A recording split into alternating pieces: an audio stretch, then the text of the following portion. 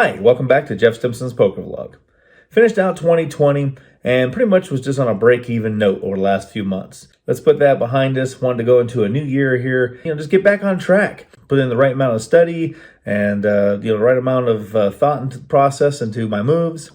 And so, I was talking to some people. Some said, you should hire a poker coach. Others suggested you should hire a life coach. So talking to a good buddy of mine, and he said, I'll do that for you. And I won't even charge you. I've known you since you were 5 years old. I know your game. I'm going to know what motivates you better than anyone else. And I have some different strategies for you. I think they'll really work and help your game out.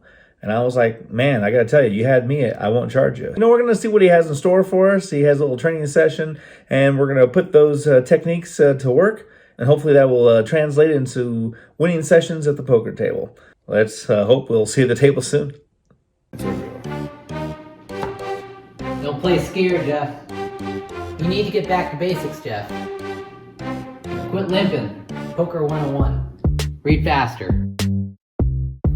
What are we doing? Focus. Catch the ace of spades. Catch the what? Read faster. I'm working on it. You gotta want it to win. Ace of spades. Ace of spades. What the? I didn't catch the Focus. Alright, pop quiz. What's Brunson's favorite hand? 10 deuce. What was Mike Sexton's catchphrase? May all your cards be alive and your pots be monsters. Oh, I found the ace of spades. I found it. That's not good enough. Well, can't we just go play cards? That's not good enough, Jeff. How is this going to help me? Raise it up. How many more times we got to do this? I'm not going to catch the ace of spades. It's impossible. It's not impossible. Focus on the ace of spades, Jeff. Spades. You can do it. Okay. How many bracelets does Helmuth win? 15? What hand did Mike McDermott lose to KGB? He lost his whole stack. Ace 9. Aces, fool, Mike.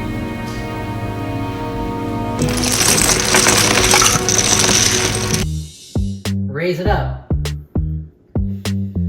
Put pressure on your opponents.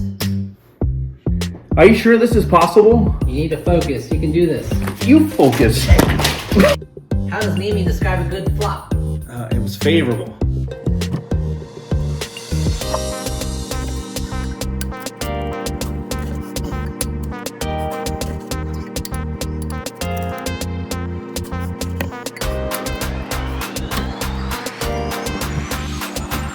Be aggressive. What's the best poker movie out there? Rounders. What's the worst? That one with Ben Affleck and Justin Timberlake. It's so bad I don't remember the name of it. Are you sure this is going to help me at the poker table? Focus. Ace of spades. Ace of spades. Got it. You can do this.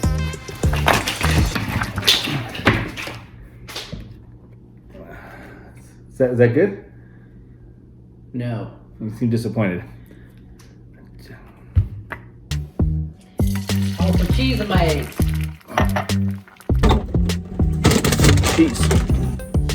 When you catch it, he'll be ready. Hey! Oh! You're getting closer. We're getting closer. Right. I feel this is possible. I feel like an innate sense of focus. This one. Read faster. Super system. Tables of laughter are the most profitable. Tables of laughter are the most profitable. Push those pots. I'm feeling the zone. Focus on the ace of spades.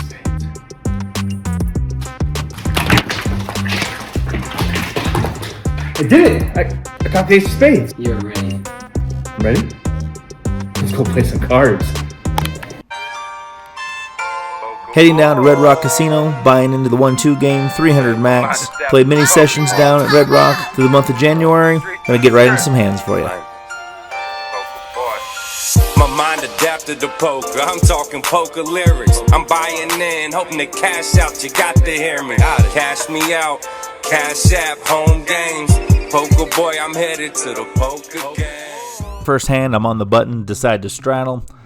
Get two limpers around to the big blind who makes the call. We look down at a 4-6 offsuit.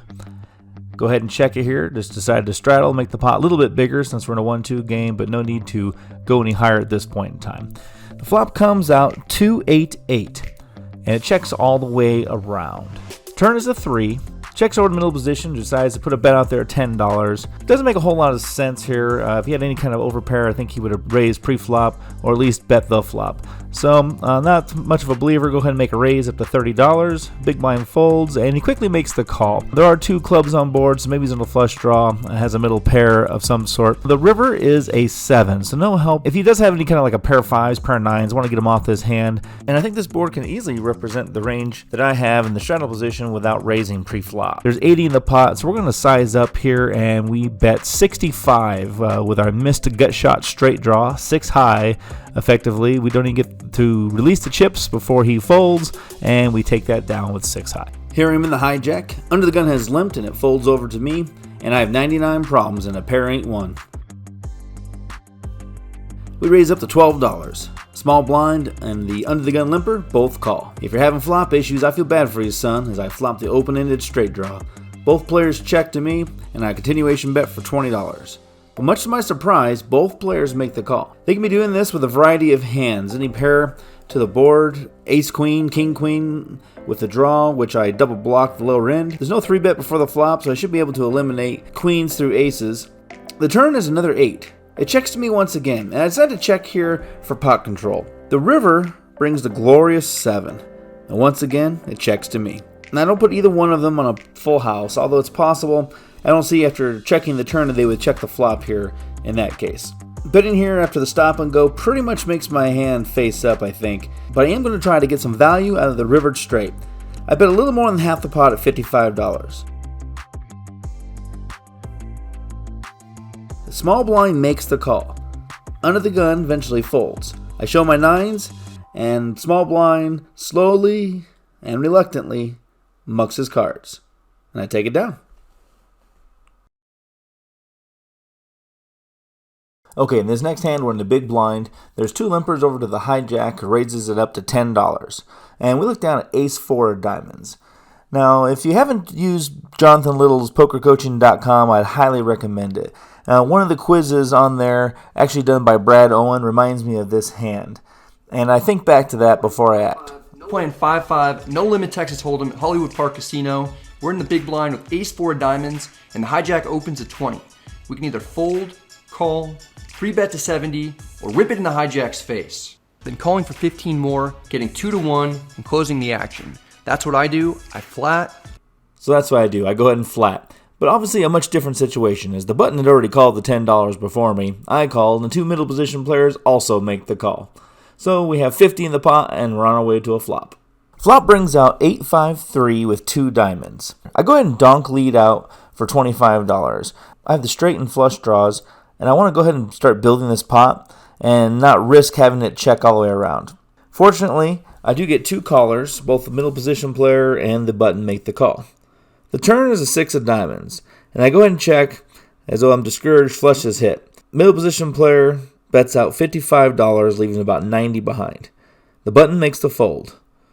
The middle position player has been very tight, so at this point I'm feeling he has a flush already as well. I decided to go ahead and raise him now, get him all in for his last 90. I put out a bet of 145. He makes the call. River is a king of spades. I show the nut flush. He taps the table and turns over 10-7 of diamonds, and we take down another nice pot. He did have the 1 out to the straight flush. Fortunately, he didn't hit that 2%. What is Brad Owen's favorite hand? The Patrikios. So a little time has passed. We got new players at the table. I'm under the gun, and indeed we do look down at Brad Owen's favorite hand, pocket jacks. I go ahead and raise up to $12.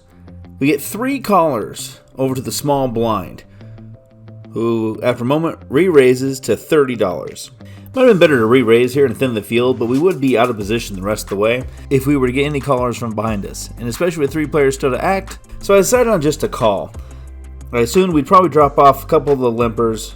However, because they all had called the $12, it wasn't much more for them all to call the $30, which they did, and we're off to a flop with 150 in the pot. The flop is 9-4-4. The small blind checks. We just go ahead and check behind. We got 3 players still left to act behind us. Kings, queens, aces can be in all their range. Pocket nines can definitely be in their range. Calling behind without 4-betting over the top of us. So right now it's just best with that many players, too many people in the pot. We're just going to check and see what happens. It checks all the way over to the button, who decides to put out a bet of $25. Small blind thinks for a little bit before making the call. And that was so much out there, we're going to go ahead and make this call. See if we can maybe turn some magic here, hit our jack for $25 into a pot that's getting pretty big. And the other two players behind me go ahead and call as well. What is going on here? We have 5 of us now to the turn. The turn is an ace. Small blind checks. I go ahead and check. At this point, I'm probably done with this hand. Anybody bets, it's time to go. Jacks lose and live to play another day. However, it checks all the way around. The river is a jack, and it checks to me. Now with 275 in the middle, I'm going to go ahead and bet for some value. Hope that someone does have the aces coming along, or perhaps has those pocket nines, and maybe they'll get raised. I just make a bet to $130. However, best laid plans, everybody folds. That's alright. We rake in a nice pot with pocket jacks. Okay, in the very next hand, we're in the big blind. I didn't get it on camera as I was making notes of the last hand. There's 2 limpers, comes all the way back to us, and I look down once again at pocket jacks. I raise it up to 15. Folds back to the second limper, who goes all in for $70. Typically, the limp re-raise is pretty strong and can hold aces and kings. Regardless, it's 55 more to call. We have pocket jacks, so we go ahead and make a call because there's going to be no more action after. The flop comes out Jack Queen 4 with 2 diamonds. Fantastic flop. It's great to get the jack right away as opposed to waiting to the river like we had to in the last hand. The turn is an ace of diamonds, and the river is a 9 of diamonds. And our opponent turns over pocket 8s. Of course, with the 8 of diamonds for a flush, and he takes it down. So that's 2 very real, very different ways that jacks can be played. And, I was thinking, I want to take up short deck poker, but not in the usual sense of removing the deuces through 5s. My idea for short deck poker would be to remove the jacks. Yeah. Wonder how that would go. All right, next hand we're going to talk about here is pocket aces, 2 red aces. We're in middle position. We open up the action to $10, folds all the way to the blinds, who also both fold, and we take down the blinds. But so far we've managed a little more than a double up, so we're doing okay. We ended up moving tables here as the last table got tighter than Ebenezer Scrooge. While we did get a lot of vlog footage, we didn't necessarily get good notes, so I can tell you a little bit about these hands, but not a whole lot. In this hand, we look down at pocket queens. Under the gun has raised it up to $9, and we go ahead and 3-bet to 35. Folds all the way around over to the big blind, who's going to make the call, and the under the gun raiser makes the fold. Flop came out with both an ace and a king. It went check, check.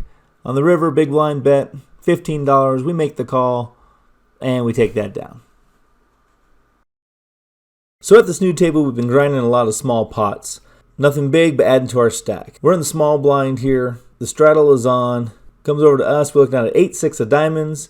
We make the call, the $5. Goes back to the button, who raises it up to $20. Suited gapper, we're going to go ahead and make the call here.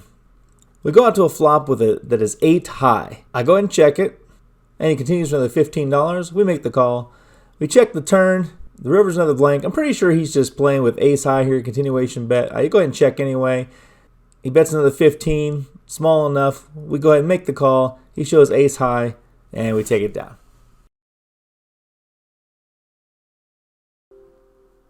This next hand, we're looking at a king, queen of hearts. We're in the big blind. There's a couple limpers to us. We go ahead and raise it up to $15. We get 2 callers. Flop comes out. It checks around on the turn. Still not a lot of help, but we go ahead and bet $30, and everybody folds, and we take down that pot. This hand, we're looking down at king, queen of clubs. We're under the gun, so we go ahead and raise it up to $10. We get 2 callers, and we're off to a flop. We go ahead and bet out $15, and we get 1 caller. Turn comes out, and we're going to continuation here. We bet out $35. After a while, we get our caller once again. On the river, we go ahead and check it down. We turn over our king, queen, and we take down the pot. So we had a lot of hands like this winning the small pots, which led us to an end result of a little better than a triple up on the night. All in all, through the month of January and early parts of February, I played 14 times at Red Rock in the 1-2 game, and we cashed positive 12 of the 14 times. So our training session worked out. Okay, guys, I'm really excited. We do have a meetup game coming up this weekend, May 15th, in LA. It's actually in Gardena. It's at Larry Flint's Lucky Lady Casino, Saturday, May 15th. It's going to be a 2-3 game with a 300 max buy-in. It's going to be myself, other LA vloggers, Happy Face Hold'em, Think Blue Poker, Fish Poker. Come on out and join us. We're planning to have a really good time. We got this meetup game going. We have several subscribers that have already committed and they're going to be coming out. And we're really looking forward to playing with you guys. I'm excited to get out to LA. Haven't played out there. So it should be a lot of fun. So yeah, please, if you can, come on out. We're going to be vlogging, all four of us, from our perspectives after the game. And we have other vloggers that may show up. So I don't want to put those names out there. And then if they're not able to, you know how that goes. But yeah, hopefully you can come join us. Gardena, Larry Flint's Lucky Lady Casino, Saturday, May 15th. Looking forward to it. Hope to see you there. Well, that wraps up. I know a lot of you have been wondering, like, where have you been? And I know the intro of this, we talked about kind of ending out 2020. Basically, I've been playing, I've been filming, haven't been editing. A lot of things going on. This little thing called life, and you know, is what it is. But hoping to get some videos out to you. Got quite a bit of footage I'm going through, and it may be a little bit out of order. As far as I'm going to try to get this footage for the meetup game out right away, and then go back to some of the other games that I've shot. But that being said, we're hopefully getting back on track, getting videos out to you a little more regular intervals. And really do thank you for your patience. Thanks for joining me. You know, be sure to like, subscribe, and hit that notification bell. And if you're not following me on Instagram, go on Instagram, Jeff_Stimson. Hey, so do me a favor too, go down in the description below and check out the links. We got links to some of the various things we talked about today, for where the meetup game is going to be, a Mind Adapted to Poker song by Poker Boy. Check them out, not only on YouTube, but on Instagram, I Am Poker Music. And there's links to other sites as well that were mentioned along this vlog. I hope you had fun. Again, I've always said my idea was to have fun with this vlog, not to say, hey, I'm going to teach you some great moves and do what I do and you'll do well. Not my style. There's, you know, I play what I play, how I play it, and I have no apologies for that. But I do want to have some fun along the way, and to me, that's what poker's about. So I hope you're able to go out there, have some fun. I'm not saying, you know, don't care about the poker, because I definitely do take it seriously and want to do very, very well. But yeah, you got to have a little bit of fun along the way. Anyway, folks, thanks for joining me. I really appreciate you coming along for the ride. Otherwise, be safe out there, and we'll see you at the tables. Put pressure on your opponents. Poker boy. Hey. My mind adapted to poker. Turn up. From the street to the script.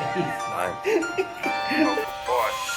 My mind adapted to poker. I'm talking poker lyrics. I'm buying in, hoping to cash out. You got to hear me. Cash me out. Cash app, home games. Poker boy, I'm headed to the poker game. My mind adapted to poker. I'm talking poker lyrics. I'm buying in, hoping to cash out. Y'all got to hear me. Cash me out. Cash app, home games. Poker boy, I'm headed to the poker game. Dealing them out. That's all 52. No short deck or mixed games yet. I pursue what I need to. I'm always headed to the money.